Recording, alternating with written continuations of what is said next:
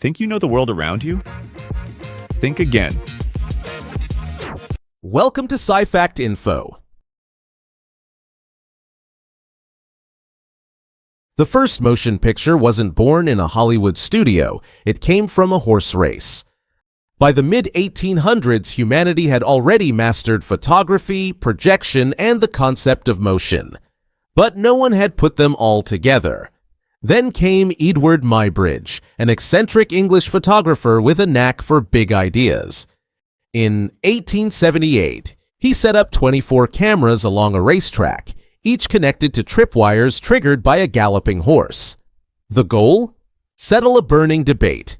Does a horse ever lift all four hooves off the ground while running? When he developed the images and ran them through his own invention, the zoopraxiscope, the still photos came to life in motion. Just 2 seconds long, it was the first moving picture ever recorded. And yes, the horse really did fly for a split second.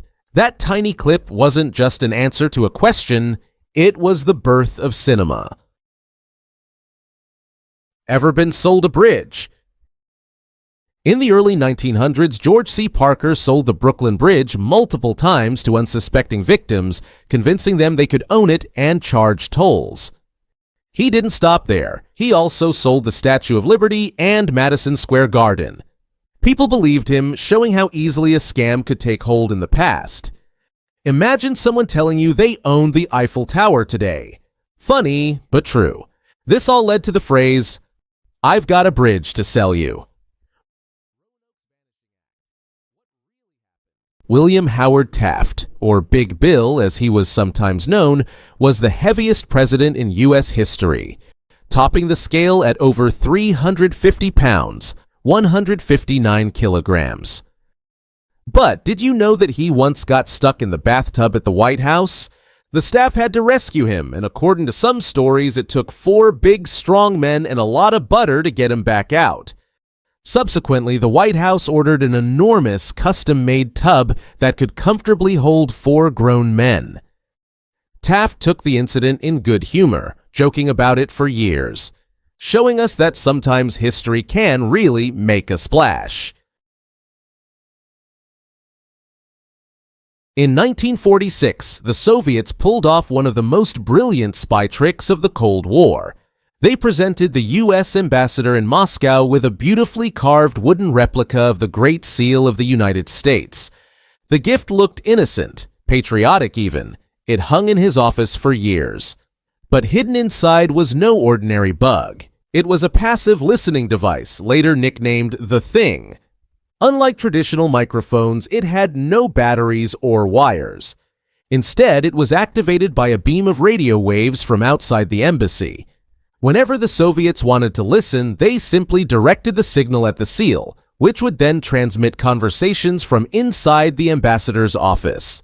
For 6 long years, the Americans had no idea they were being spied on in their own embassy. Every private discussion, every classified conversation was vulnerable. It wasn't until 1952, during a routine counter-surveillance sweep, that the device was finally discovered. Its simplicity and ingenuity shocked Western intelligence agencies and forced the U.S. to rethink embassy security. To this day, the Thing remains one of the most famous espionage devices ever built. Is Atlantis more than just a legend? Ever wondered if Atlantis really existed? First mentioned by Plato around 360 BCE, many people think it's just a myth. But could it be based on a real place, like the Minoan civilization destroyed by a volcanic eruption? Historians disagree, but the speculation continues. The uncrackable Voynich manuscript. What's the secret? Did you know there's a book no one has been able to decipher? The Voynich manuscript, discovered in 1912, is written in an unknown language or cipher that no one has cracked. What's even weirder is that the book is filled with bizarre illustrations of plants and strange symbols. Is it a hoax or a lost ancient language? We may never know. In 1787, Levi Hutchins of New Hampshire built the first mechanical alarm clock in America. But there was a catch. It was fixed to ring at exactly 4 a.m., and you couldn't change it. Hutchins said that was the only time he wanted to wake up, so he never bothered to make it adjustable. Customizable alarms wouldn't show up for another 60 years. Christian Dior's legacy. Did you know Christian Dior hired a 19-year-old assistant, telling his mother that the boy would replace him if anything happened? Dior was only 52, but in a few months he died of a heart attack while playing cards. The boy, Yves Saint Laurent, would go on to revolutionize fashion himself. Talk about leaving behind a legacy.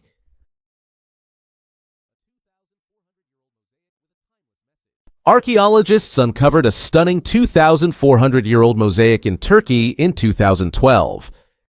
Depicting a reclining skeleton, wine, and bread, it carries the Greek inscription, "Be cheerful, enjoy your life."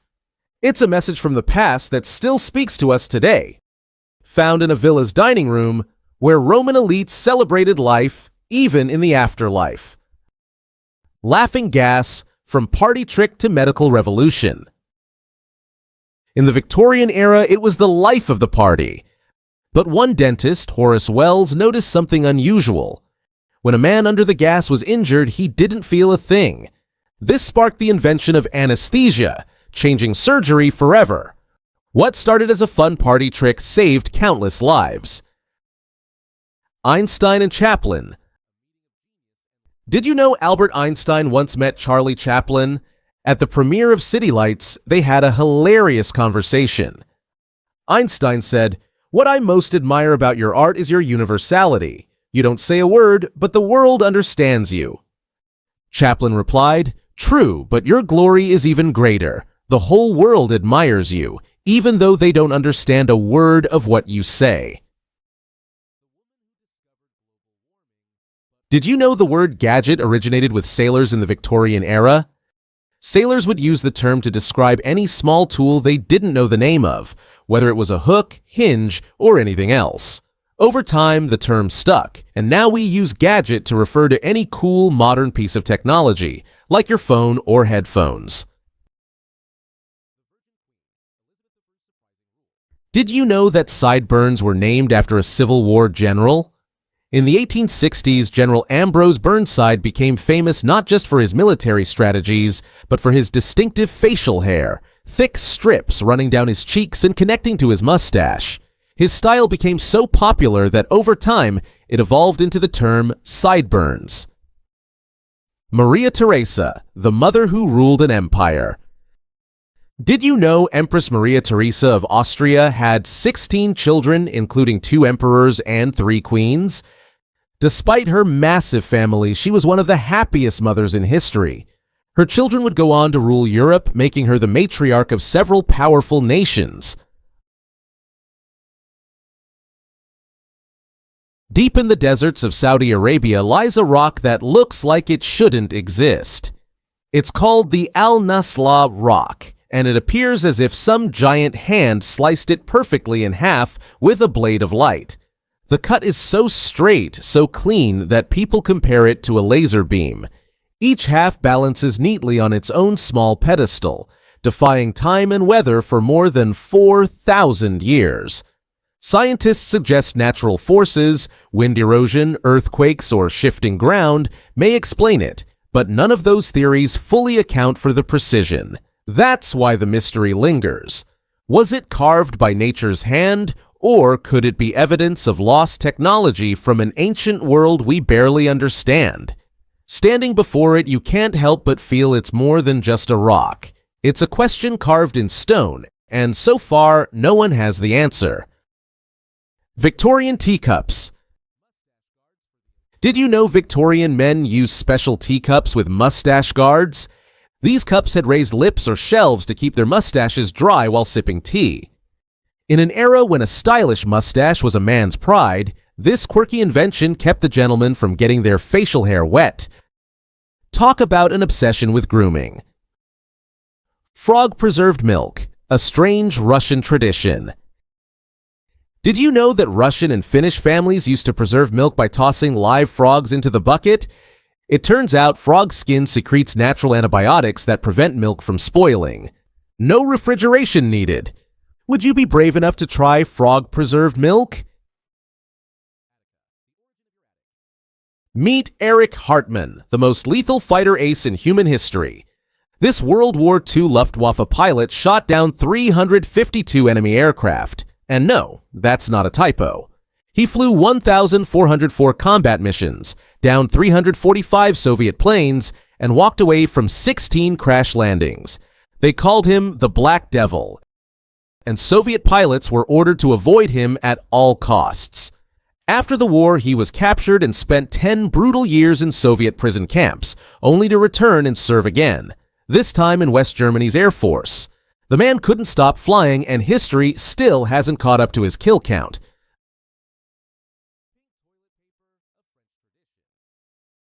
Did you know that pink toilet paper is a French tradition? In the 1960s, colored toilet paper became popular in France, with pink chosen for its association with purity, softness, and luxury. While white toilet paper is still common, pink remains a nostalgic favorite for many French households. On July 2, 1881, President James Garfield was shot twice by Charles Guiteau at a Washington, D.C. train station. The bullets missed vital organs, and he could have survived. But Dr. Willard Bliss, rejecting germ theory, probed the wounds with unwashed hands and unsterilized tools. Infection set in, and after 11 weeks of agony, Garfield died of sepsis. Guiteau later said, "Yes, I shot him, but his doctor killed him." The bitter irony tied the tragedy to the old phrase, "ignorance is bliss," first written by Thomas Gray in 1742. Here, ignorance wasn't bliss, it was fatal. The first high-flying hack. Ever wondered who made flying hands-free possible and kicked off the Mile High Club? That would be Lawrence Sperry. Back in 1912, he invented the world's first autopilot, a mechanical system that could keep a plane level without a pilot constantly at the controls. But he didn't just make aviation history. In 1916, he reportedly took his wife for a private test flight and let the autopilot do the flying. That cheeky stunt not only proved the tech worked, it also sparked a whole new kind of airborne adventure. Thugs, the real gangsters. Did you know the word thug comes straight out of 18th century India? But it wasn't just slang. It was a real group. These weren't street thugs with brass knuckles. They were the Thuggee, an underground cult of highway bandits who worship the Hindu goddess Kali. Their specialty? Strangling unsuspecting travelers with silk scarves, then looting their bodies and burying them in the middle of nowhere. Thousands vanished. When the British colonizers stumbled on this dark network, they cracked down hard and brought the word thug back to England. Today, it's tossed around casually, but its origin is drenched in ritual, fear, and blood. Luna and lunacy, the full moon's effect. The word lunatic comes from the Latin word luna, meaning moon. Ancient Romans believed that the moon could affect a person's behavior, especially on full moon nights. So if you're acting a little off during a full moon, maybe you're just being a lunatic. North Sentinel Island, a forbidden land. Did you know there's an island where outsiders are not only unwelcome, they're deadly? North Sentinel Island, home to the isolated Sentinelese tribe, has resisted contact with the outside world for centuries. Any attempt at peaceful interaction has led to violence, and 6 people have gone missing in the past few years. This mysterious island remains one of the most dangerous places on Earth. Did you know the phrase, "a shot of whiskey" comes from the cowboy era? When you entered a saloon low on cash, you could offer a bullet as payment for a small drink, usually whiskey. This exchange became known as a shot of whiskey, and today we still use the term to describe a drink. Ice cream sundae, a Sunday tradition. Did you know that the ice cream sundae was created as a workaround for a ban? In the 1800s, ice cream sodas were banned on Sundays in many places in the US because they were considered too fancy for the Sabbath. So, soda shops started serving just the ice cream with syrup, and the ice cream sundae was born, named after the very day it was created.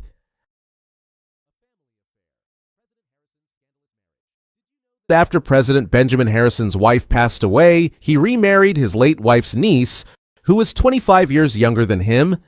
To make things even more awkward, she called him Uncle Ben. His children were so disgusted by this that they cut ties with him. When he died, none of them attended his funeral.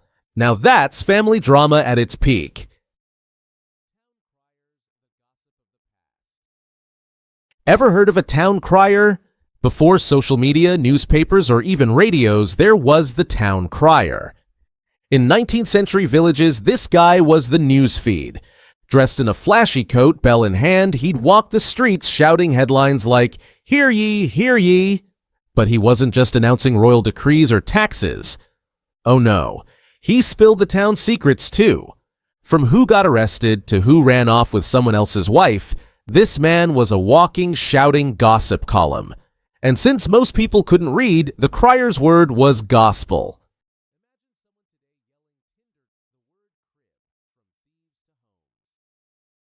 Did you know that in the 17th century, thieves had a nickname for houses they were planning to rob? They called them cribs. Over time, this word left the criminal underworld and came to mean simply a person's home. Today, we most often hear it used in hip-hop culture, but its origins are much darker. Ever wondered why we call a dollar a buck? It's not just slang, it's straight from the frontier days. Back in the 1700s, before paper money took over, people used deerskins, or buckskins, as a form of currency. One high-quality buckskin had a set value and could be traded for goods, services, or even whiskey. It was reliable, portable, and every trapper, trader, and settler knew its worth. So when actual dollars came along, people didn't change the habit. They just started calling them bucks. That name stuck for over 2 centuries, so every time you slap down a dollar, you're echoing a barter system that ran on fur and frontier grit.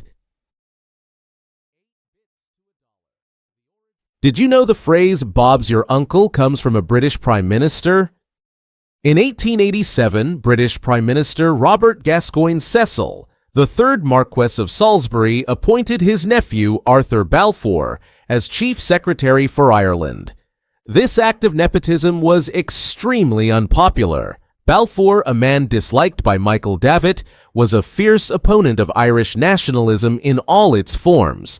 He earned the nickname Bloody Balfour because of his harsh methods in suppressing land agitation and insurrection. Remarkably, Balfour's friends and colleagues in England also believed he was completely unsuitable for such a sensitive government role. Over time, people began mocking the appointment by saying, "If Bob's your uncle, you're guaranteed success."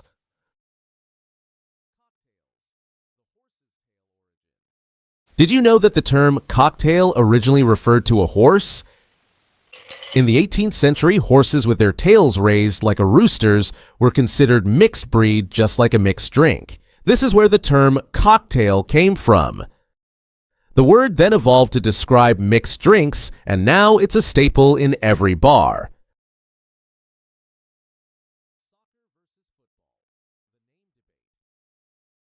Ever wondered why Americans call it soccer instead of football? Back in the 1860s, football and rugby were 2 versions of the same sport. Those who preferred football wanted a name to distinguish it, so they formed the Football Association. It was shortened to ASOC football, which eventually became soccer, and that's why we use the term today. Ever wondered why it's called jaywalking? It wasn't always a crime. It was once an insult. Back in the early 1900s, jays were what smug city folks called clueless country bumpkins. These newcomers didn't understand the new rules of city life, especially when it came to streets suddenly flooded with cars. They crossed wherever they pleased, just like they would on dirt roads. So when they stepped into traffic like they owned the place, people called it jaywalking. But here's the twist. This wasn't just slang. It was a propaganda campaign. The auto industry, desperate to shift blame from reckless drivers to pedestrians, pushed the term hard. They even staged mock trials in the streets to shame walkers and promote car culture. By the 1930s, cities were passing laws making jaywalking a punishable offense.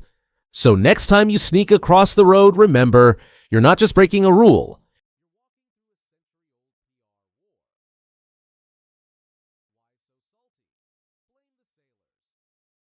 Ever wondered why calling someone salty means they're moody or annoyed? It all started on the open seas. Back in the late 1800s, British sailors spent weeks, sometimes months, trapped on salt-crusted ships, eating bland rations soaked in seawater and missing home. Tempers flared, spirits dropped, and those who were constantly snapping at crewmates earned a nickname, Salty. It wasn't just about the ocean, it was their attitude. Over time, the term left the docks and entered everyday language.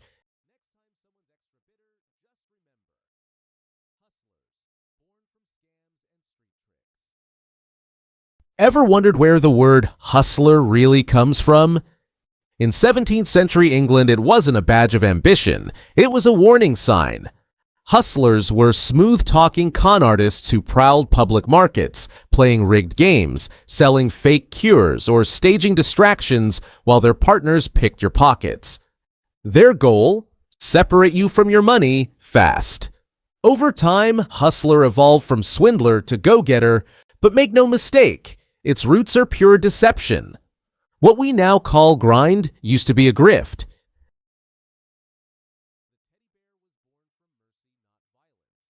Ever wondered how the teddy bear got its name? It all started with a hunting trip in 1902. President Theodore Roosevelt was offered an easy kill, a black bear tied to a tree.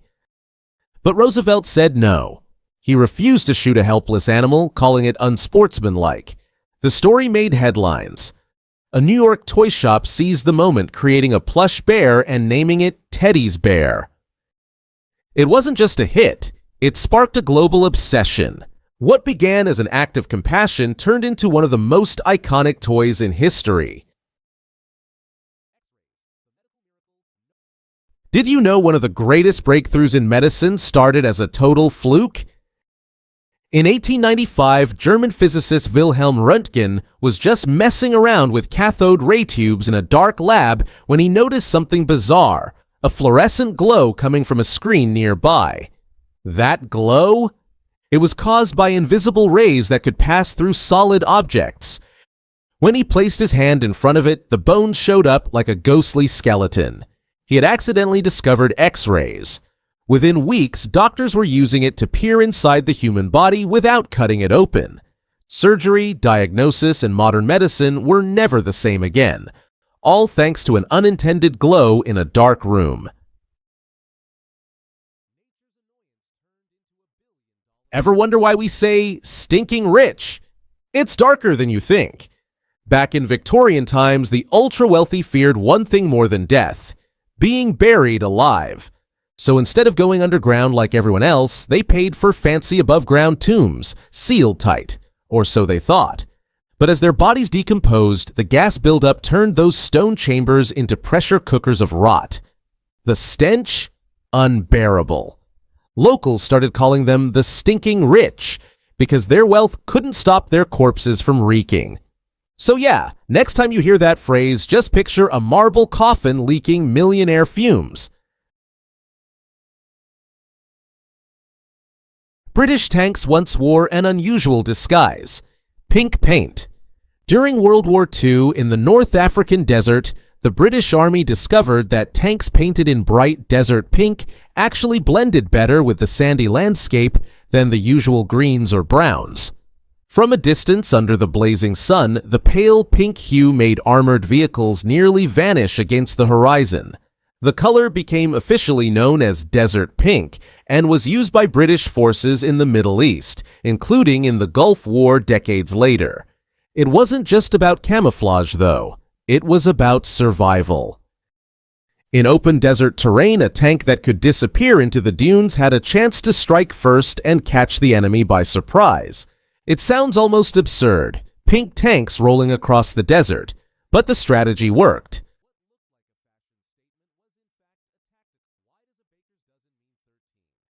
Ever wondered why a baker's dozen isn't just 12 like a normal dozen?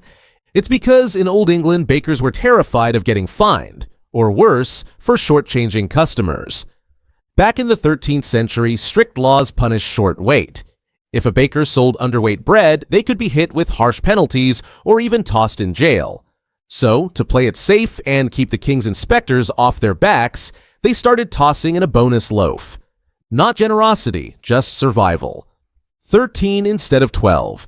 That extra loaf was insurance against punishment, and it stuck. Today we call it tradition, but originally it was all about dodging trouble with the crown. Not so sweet now, is it? Ever gotten those annoying burrs stuck to your clothes during a hike? That's exactly what led to one of the most useful inventions of the 20th century. In 1941, Swiss engineer Georges de Mestral took his dog for a walk and came back covered in those prickly seed heads. Instead of just brushing them off, he got curious. Under a microscope, he saw they were full of tiny hooks that latched onto fabric loops. It was nature's version of a zipper. No buttons, no laces, just hook and loop. That annoyance became Velcro. Today, it's on shoes, jackets, spacesuits, medical gear, even in cockpits. Proof that sometimes the best ideas come from things that stick. Did you know that the phrase, "close but no cigar," comes from 1920s carnivals? At these events, the top prize was often a cigar, and if someone didn't win, they'd say they were close but no cigar. It's an expression of almost winning, but not quite. A fun piece of carnival history that lives on.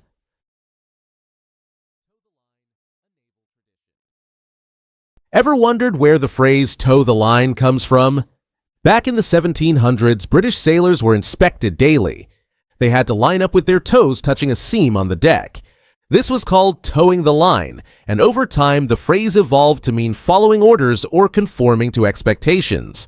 A simple naval practice with a lasting impact. Ever wondered why it's called a sandwich? Think an 18th century English aristocrat who couldn't tear himself away from a deck of cards. John Montagu, the 4th Earl of Sandwich, was so addicted to gambling that he'd spend hours at the table without getting up, not even to eat. So, what did he do? He ordered his servant to bring him slices of meat tucked between 2 pieces of bread. No forks, no mess. He could eat with one hand and keep the other on his cards. Fellow gamblers noticed and started saying, "I'll have the same as sandwich." And just like that, the humble sandwich was born. What started as a lazy gambler's snack is now a global culinary staple.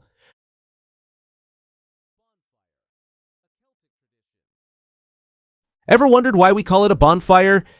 The ancient Celtic priests, known as Druids, would light a new bonfire after everyone had extinguished their hearts at the beginning of the festival, and then onto the bonfire they would throw animal bones from the animals that had been sacrificed. It is from this practice that the name bonfire, from bonefire, came into use. From this large bonfire, everyone would light their torches and then carry that flame to relight their hearts. Did you know Coca-Cola was invented by accident? Coca-Cola wasn't meant to be a drink. It started as a medicine. In 1886, a Confederate veteran and pharmacist named John Pemberton was concocting a headache cure. He tossed in coca leaves, yes, the stuff cocaine comes from, and cola nuts, packed with caffeine. His goal? A nerve tonic. But then his assistant accidentally mixed it with carbonated water. Boom! It fizzed, it popped, and it tasted good. They didn't cure headaches, but they created Coca-Cola by total accident. A failed medicine turned billion-dollar sugar rush. In the summer of 1835, New York readers were captivated by a 6-part series in The Sun. which claimed that famed astronomer Sir John Herschel had discovered life on the moon. And not just microbes, lush forests, crystal seas, bison-like beasts, even bat-winged humanoids called Vespertilio Homo. The story, allegedly based on observations through a colossal new telescope in South Africa, blended cutting-edge science with pure fantasy. The truth? It was all a fabrication by journalist Richard Adams Locke, designed to satirize wild scientific claims and the gullibility of the public. But the joke got out of hand. Steam-powered presses and swarms of street newsboys pushed the tale into every corner of the city, making it one of the earliest media frenzies in history. By the time the hoax was exposed, the damage and the fascination was done. The moon hoax revealed two things that still ring true today: the public's hunger for sensational science, and just how easily mass media can blur the line between fact and fiction. Ever heard of the popsicle's origin story? In 1905, 11-year-old Frank Epperson accidentally left a cup of soda mix outside overnight with a stir stick inside. The next morning, he found it had frozen solid, and the popsicle was born. He patented the treat, and it quickly became a summertime favorite. Did you know the first car crash in America supposedly happened in 1895?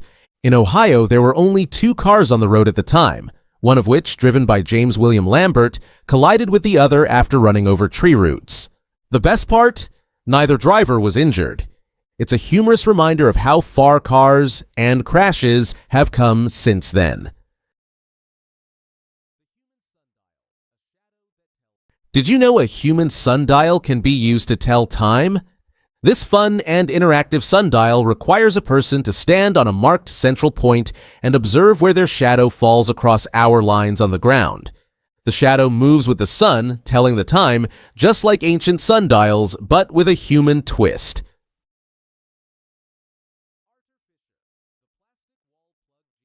Did you know the invention of the plastic wall plug revolutionized construction? In 1958, German inventor Arthur Fischer created a small but mighty tool that allowed screws to grip firmly in concrete, brick, and drywall. This humble invention changed DIY and professional building forever, earning Fischer over 1,100 patents.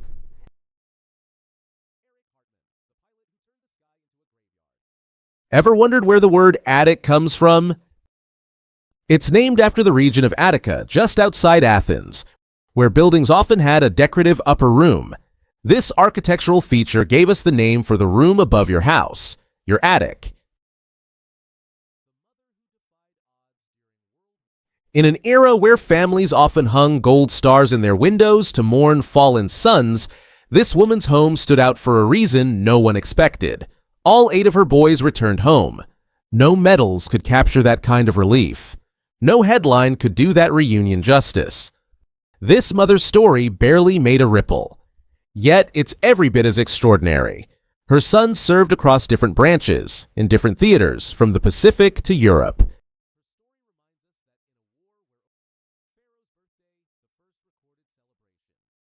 Did you know that the first recorded birthday celebration was held by a pharaoh? Ancient Egyptians viewed their rulers as gods, and the pharaoh's birthday was more about worship than personal joy.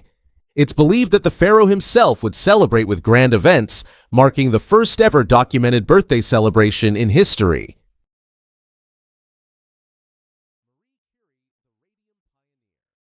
Did you know that Marie Curie was the first woman to win the Nobel Prize, and the first person to win it in 2 different fields?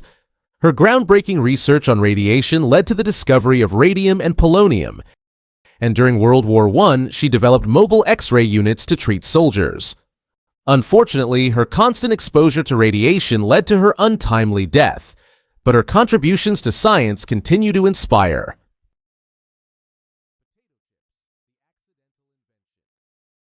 Did you know potato chips were invented out of frustration? In 1853, Chef George Crumb at a resort in New York was frustrated with a customer who kept complaining about his fried potatoes. So Crumb sliced them paper thin, fried them until crispy, and salted them. The customer loved them, and the potato chip was born, one of the world's favorite snacks. Did you know the phrase "under the weather" comes from British sailors? In the 1800s, sailors who fell ill were told to go below deck and rest out of the sun. This resting under the weather led to the common saying we use today when someone's feeling sick or off. It's a sailor's term that's still in use over a century later. Ever wondered why we say "start from scratch"? It goes all the way back to 17th century foot races. When two runners wanted to duel it out, they'd draw a line in the dirt, literally scratching the ground with a stick or even the heel of a shoe. That line was the official starting point. No fancy equipment, no starting pistol, just grit, dirt, and pride. This humble scratch became symbolic of a fresh beginning, and believe it or not, the tradition stuck. You'll still see variations of it in Olympic sprints today. From muddy tracks to global arenas, we've been starting from scratch for centuries. Ever heard of a bullet with a grudge? In 1893, Henry Ziegler dumped his fiancée. Heartbroken, her brother took a shot at Ziegler, then he took a shot at himself. But Ziegler survived. The bullet just grazed him and lodged in a nearby tree. Fast forward 20 years. Ziegler, thinking the past was behind him, decided to chop that very tree down.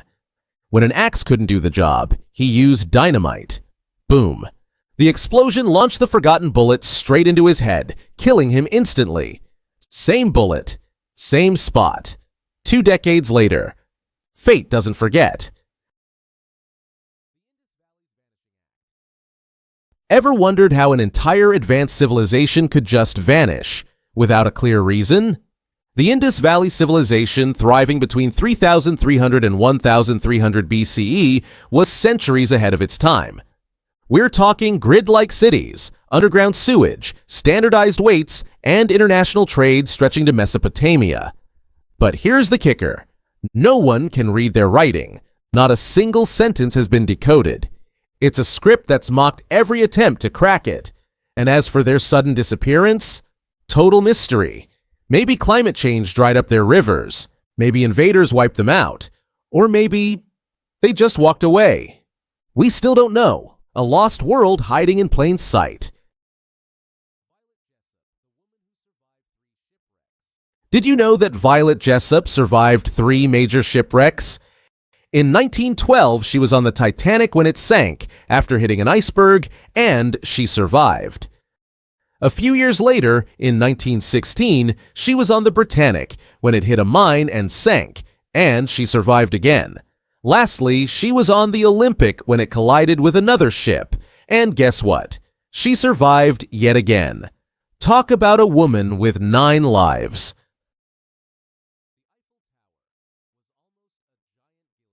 During the 1900 Paris Exposition, a French designer actually proposed turning the Eiffel Tower into a massive working guillotine to celebrate France's revolutionary past. The blade would have dropped between the iron legs, making executions a public spectacle visible across the city. Thankfully, the idea was rejected, and the tower stayed a landmark instead of a macabre monument. Did you know Queen Elizabeth I ruled England for 45 years as a virgin queen? She famously said, "I would rather beg unmarried than be a married queen," dedicating her love and service to England rather than a man. Her reign helped establish England as a dominant world power. Her single life was anything but lonely. Did you know the term dude originally referred to a man who overdressed to look like a cowboy? In the 1800s, the term was used for city men who tried to adopt the style of the West, often to an exaggerated degree. Over time, the meaning softened, and now it simply refers to an average guy. Nothing fancy, just a dude. Did you know that Play-Doh was almost never invented? In 1956, a wallpaper cleaning paste company was about to go bankrupt when the owner saw his nephew playing with it. Realizing the potential for kids, the company rebranded the paste as Play-Doh. And just like that, one of the most iconic toys in history was born. What's the real story behind the Great Sphinx? Mainstream history says it was built around 2500 BCE by Pharaoh Khafre, but some geologists argue it could be thousands of years older. Why? Water erosion on the Sphinx suggests it might have been around long before the dynastic Egyptians. Could the Sphinx be an ancient enigma, or just a well-known icon of Egypt? Did you know that the term boycott comes from a 19th century Irish landowner named Captain Charles Boycott? When he tried to evict poor farmers from their homes, the locals refused to work for him, buy from him, or even associate with him. This act of mass rejection was so powerful that it became known as boycotting, and it's still in use today.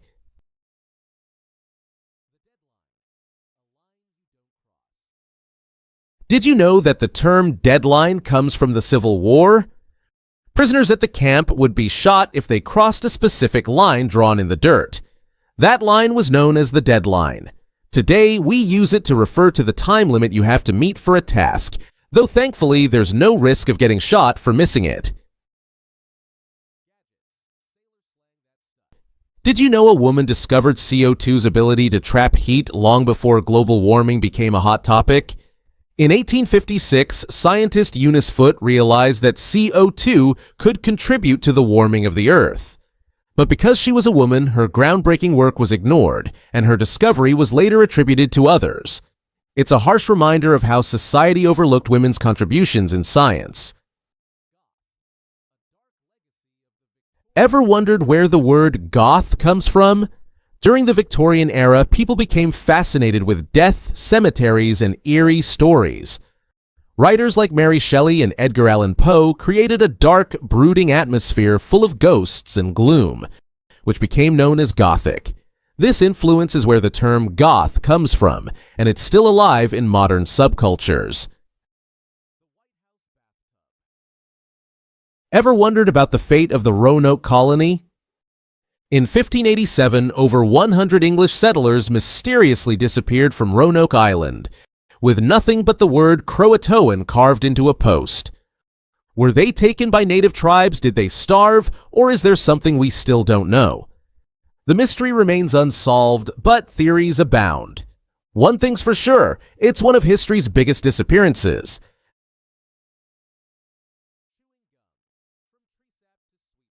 Did you know modern chewing gum was invented by accident? In the 1800s, Thomas Adams was fascinated by how Native Americans chewed tree sap. He tried to turn it into rubber but ended up with a chewy substance instead. Realizing it had potential, he began selling it. And that's how modern chewing gum was born.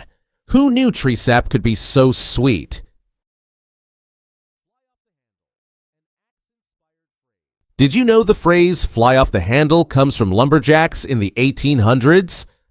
While chopping trees, sometimes the heavy axe heads would fly off the handles unexpectedly. This dangerous occurrence led to the phrase, which today we use to describe someone losing their temper suddenly and uncontrollably. Ever wondered where the phrase "barking up the wrong tree" comes from? In the Victorian era, wealthy men would go on hunting trips with their dogs. Sometimes the dogs would chase prey up the wrong tree, barking at nothing. This hunting mistake gave birth to the expression we use today for pursuing a mistaken idea.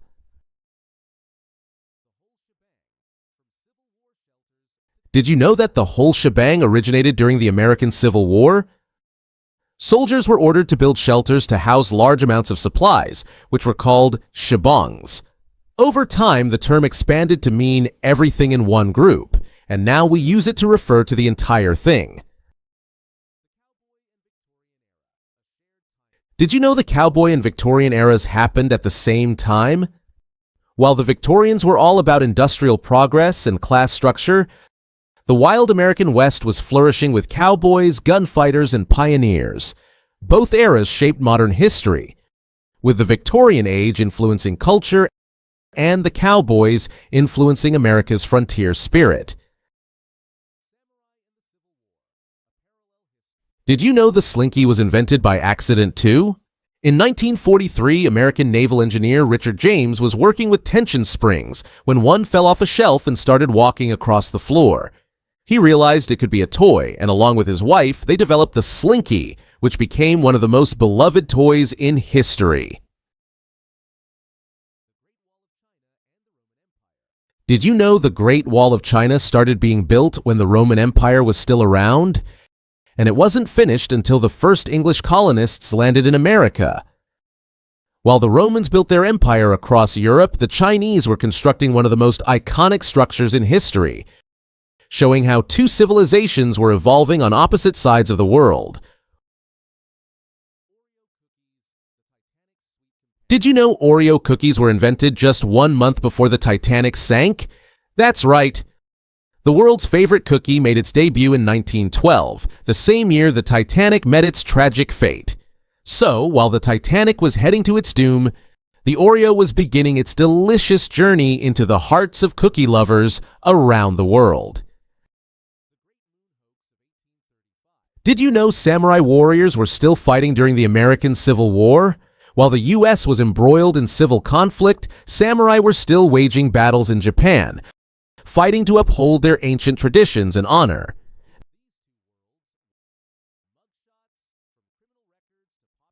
Did you know the term mugshot came from the 1800s? In the early days of criminal identification, police started taking photographs of criminals to keep records. They used the slang term mug for face and shot for picture, which combined to give us mugshot. It's been a part of popular culture ever since, with every criminal now instantly recognizable by their face.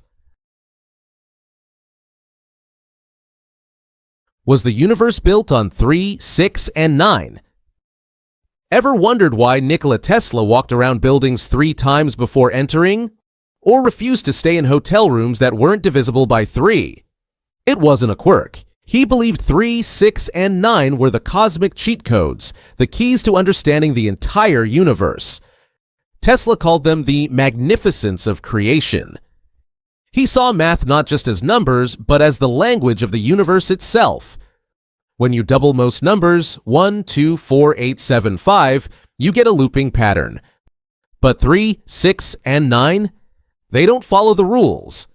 Double them and they either vanish from the pattern or cycle among themselves. To Tesla, that wasn't random. It was a signal. He believed these numbers tapped into a higher dimension, one that shaped energy, frequency, and vibration, the building blocks of reality. So, were 3, 6, and 9 just numbers? Or were they Tesla's roadmap to the universe's source code?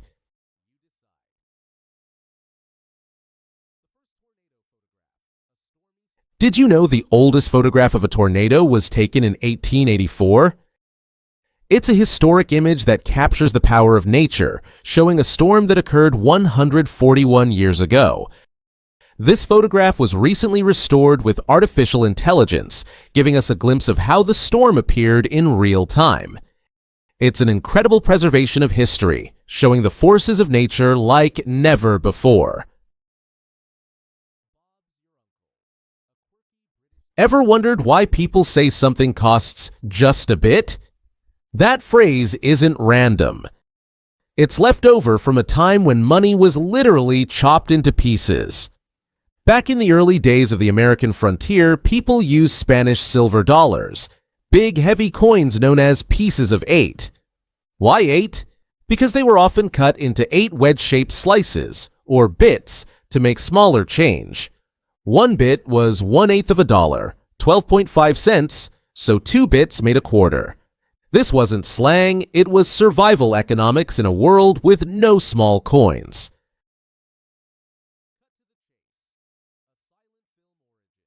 Did you know the phrase "cut to the chase" comes from the early days of silent films? Audiences would sometimes chant "cut to the chase" when the plot of the movie became slow or boring, urging filmmakers to skip ahead to the exciting chase scenes that were common in action movies. The phrase stuck, and now it means getting straight to the point.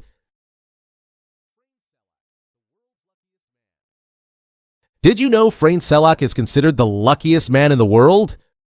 Over the years, he survived a train crash, a plane crash, being hit by a bus, a car explosion, and even a crash into a canal.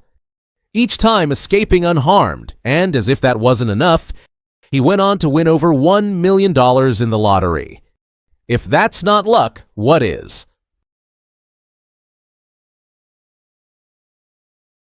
The UFO pilot who disappeared. Did you know that in 1978 an Australian pilot named Friedrich Valentine disappeared after reporting a UFO? Just before vanishing over the Bass Strait, he radioed that a strange craft was hovering above him. His last words were, "It's just orbiting on top of me and it's not an aircraft." He and his plane were never seen again. Was it a UFO? We'll never know. In 1955, this cargo ship was found adrift in the South Pacific, with all 25 crew and passengers missing. There was no sign of struggle, no lifeboats taken, and the radio was tuned to the emergency channel. To this day, not a single body has been found, making the Joyita one of the greatest maritime mysteries.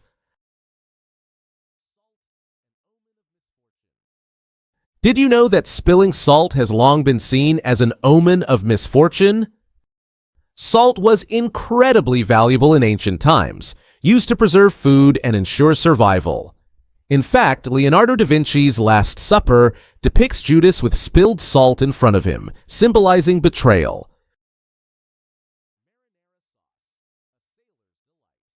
Did you know that marinara sauce got its name from Italian sailors? In the 1700s, Italian merchants began creating a sauce that was easy to make and eat while at sea. The sauce was called marinara, meaning sailor. Today, it's one of the most popular pasta sauces around the world, with a legacy tied to the open sea. Did you know the word franchise comes from the Roman Empire?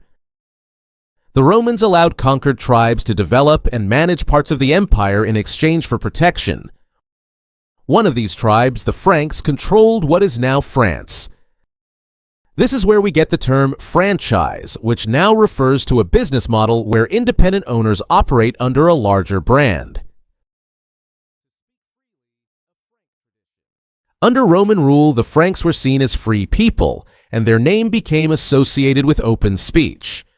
So, when you speak frankly, you're honoring an ancient tradition of speaking freely.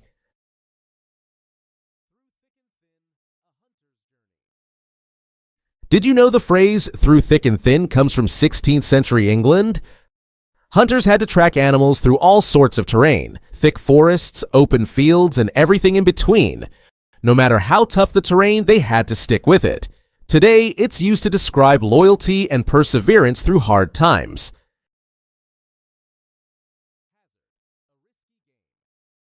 Did you know the word hazard comes from an old Arabic dice game? And it referred to the risk involved in rolling the dice. Over time, this risky game led to the word hazard, which we now use to refer to anything dangerous or risky, a term for risk born from ancient games. Did you know the taser was invented by a student of Enrico Fermi, the architect of the atomic bomb? Jack Cover, a student of Fermi, created the taser, naming it after a book series he loved, Tom Swift. This device, which delivers an electric shock to incapacitate someone, has become a powerful tool in law enforcement today. Did you know that John Quincy Adams is the only person to have met both George Washington and Abraham Lincoln? This historical feat links two of America's greatest presidents and serves as a reminder of the remarkable continuity in American leadership during the country's early years. Did you know the term "jumping on the bandwagon" comes from the circus? In the late 1800s, circuses would use bandwagons to parade through towns and draw attention to their shows. Politicians adopted the same idea and paid to ride these bandwagons to promote themselves during elections. The term now refers to adopting a popular trend for personal gain. Did you know the symbol for Libra is a scale, and it's also where the abbreviation for pounds comes from? The word libra in Latin means a unit of weight, and libra pondo meant a pound by weight. So when we say pound today, we're echoing an ancient connection to the zodiac, and the abbreviation LB is a direct reference to this old Latin term. Did you know it takes about 34 months of preparation to become a London black cab driver? To pass the test, drivers must memorize over 25,000 routes and the locations of 50,000 landmarks. These iconic cabs aren't just a symbol of London, they're a testament to the hard work and knowledge required to drive them. Thanks for watching! If these facts amazed or intrigued you, don't forget to like, subscribe, and share. Drop a comment below with your favorite fact or any other strange historical tidbits you know. Stay curious, and I'll see you in the next video.